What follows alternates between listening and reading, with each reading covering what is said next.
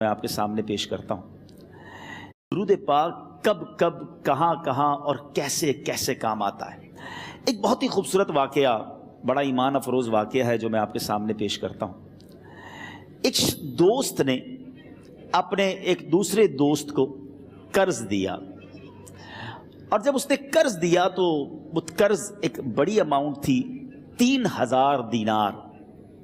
وہ ٹائم آ گیا جب اس ٹائم وہ قرض لینے کے لیے اپنے دوست کے پاس گیا کہ بھائی مجھے میرے پیسے واپس دو، تو اس نے کہا کہ پیسے تو نہیں ہے میرے پاس، میں کولیپس ہو گیا ہوں، بزنس اب میرا ختم ہو گیا ہے، میں تمہاری رقم نہیں دے سکتا۔ اس نے ایک اور ٹائم دے دیا اسے کہ ٹھیک ہے اب اتنے وقت دنوں کے بعد میں دے دوں گا۔ وہ ٹائم بھی گزر گیا، اور جب وہ ٹائم بھی گزر گیا تو اس کے بعد اس دوست نے کہا کہ اب تو پیسے دے دو بھائی، میرا ٹائم پورا ہو گیا ہے۔ پھر نہ دے سکا ٹائم۔ آخر کار معاملہ جو ہے وہ کورٹ میں چلا گیا، قاضی کے پاس چلا گیا۔ اب قاضی نے جس کو پیسے دینے تھے اس کو بلایا اور کہا کہ بھائی آپ کو اس کے پیسے دینے ہیں؟ کہتا ہے ہاں پیسے تو دینے ہیں۔ تو کہا پھر دیتے کیوں نہیں ہو؟ کہا پیسے ہیں ہی نہیں، کاروباری ختم ہو گیا ہے، قرضہ تو لیا تھا، اب میرے پاس بچا ہی کچھ نہیں ہے۔ تو کہا اچھا اب یہ بتاؤ کہ کب دو گے، کیسے دو گے؟ اس نے کہا بس میرے پاس پیسے ہی نہیں ہیں۔ تو کہا اب تمہارے پاس 30 دن کا ٹائم ہے، 30 ڈیز میں یا تو اس کے پیسے لوٹا دو یا 30 دن کے بعد تمہیں قید کر دیا جائے گا۔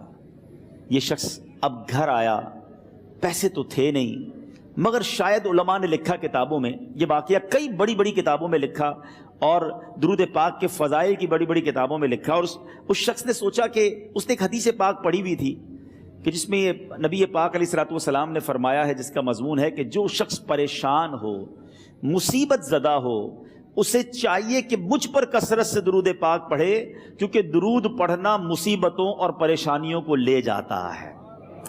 اب اس عاشق رسول نے سوچا اور تو کچھ ہے نہیں، اب میں درود پاک پڑھنا شروع کرتا ہوں۔ صبح سے لے کر شام تک وہ درود پاک پڑھنے لگ گیا۔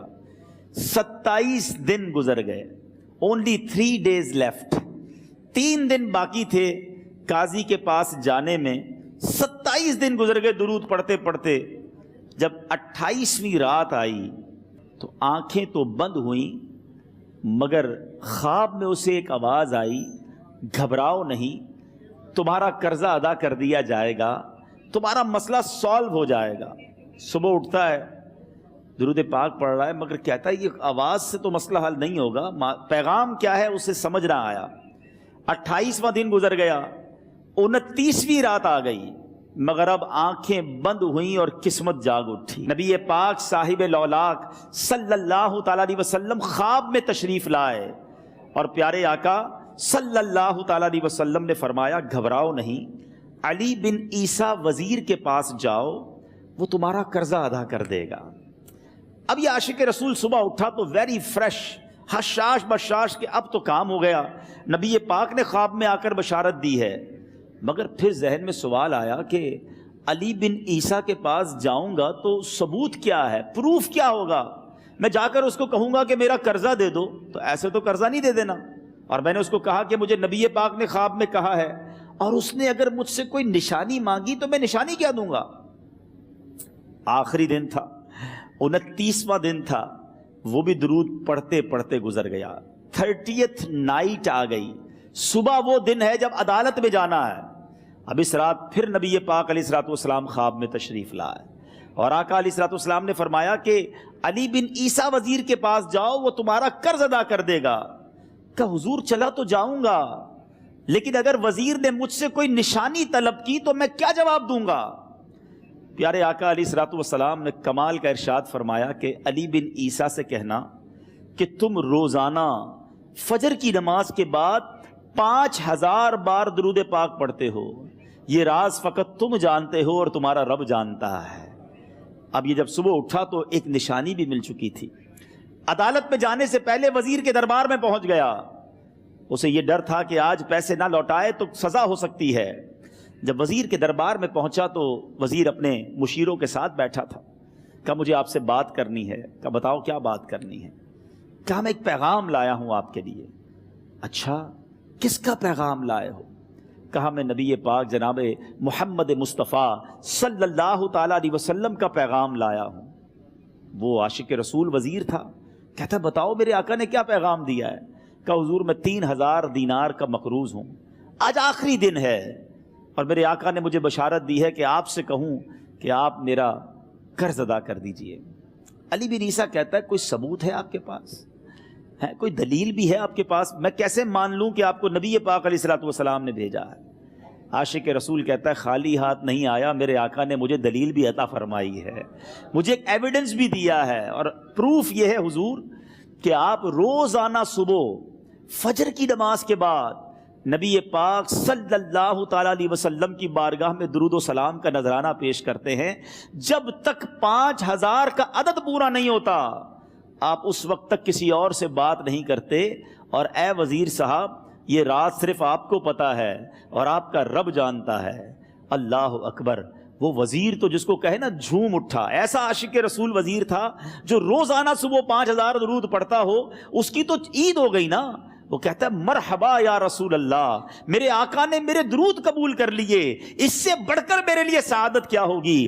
اب یہ وزیر اپنی سیٹ سے اٹھتا ہے، اپنے کمرے میں جاتا ہے، تھوڑی دیر بعد واپس آ کر اس عاشق رسول کے ہاتھ میں 3000 دینار رکھ کر کہتا ہے حضور پہلے 3000 دینار تو نبی پاک کا حکم کی میں ادب سے بجا لاتا ہوں، میرے آقا نے جو حکم فرمایا یہ 3000 دینار آپ کو پیش کرتا ہوں، حضور ایک اور 3000 دینار لیجئے۔ میرے گھر آپ آئے، اتنی اچھی خبر سنائی، آپ نے قدم رنجا فرمایا، یہ 3000 اس کا نذرانہ ہے، اور ایسا کیجئے 3000 اور لیجئے، اس سے اپنے بچوں کے لیے کچھ چھوٹا موٹا کام شروع کیجئے اور ایک وعدہ کر کے جائیے، آج کے بعد زندگی میں آپ کو جب بھی کوئی کام پڑے میں آپ کا بھائی ہوں، مجھے یہ خدمت کا موقع دیجئے گا۔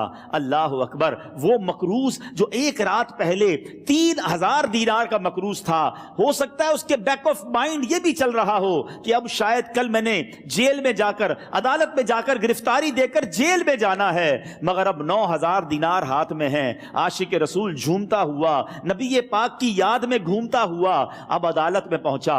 عدالت میں everybody expecting over there کہ آج اس نے آنا ہے اور آ کر کہنا یہی ہے کہ پیسے تو نہیں ہیں، گرفتار کر لو، مگر جا کر اس عاشق رسول نے 3000 دینار جج صاحب کے ہاتھ میں رکھ دیے۔ قاضی کہتا ہے پہلے تو یہ بتاؤ پیسے آئے کدھر سے؟ تم تو کہتے تھے غریب ہوں، تم تو کہتے تھے کاروبار نہیں ہے، ایک مہینے میں اتنی بڑی رقم کا انتظام کیسے ہو گیا؟ سبحان اللہ! اس عاشق رسول نے گویا زبان حال سے یہ کہا ہوگا کہ یہ تو کرم ہے ان کا، ورنہ مجھ میں تو ایسی بات نہیں، اتنا دیا سرکار نے مجھ کو، اتنی میری اوقات نہیں۔ اس نے وہ پورا واقعہ بھری عدالت میں سنا دیا۔ اللہ اکبر! میرے پیارے اسلامی بھائیوں ذرا سوچو پہلے زمانے میں کیسے عاشقان رسول ہوا کرتے تھے، وہ جج، وہ قاضی بھی کیسا سرکار علیہ الصلوۃ والسلام کا عاشق تھا۔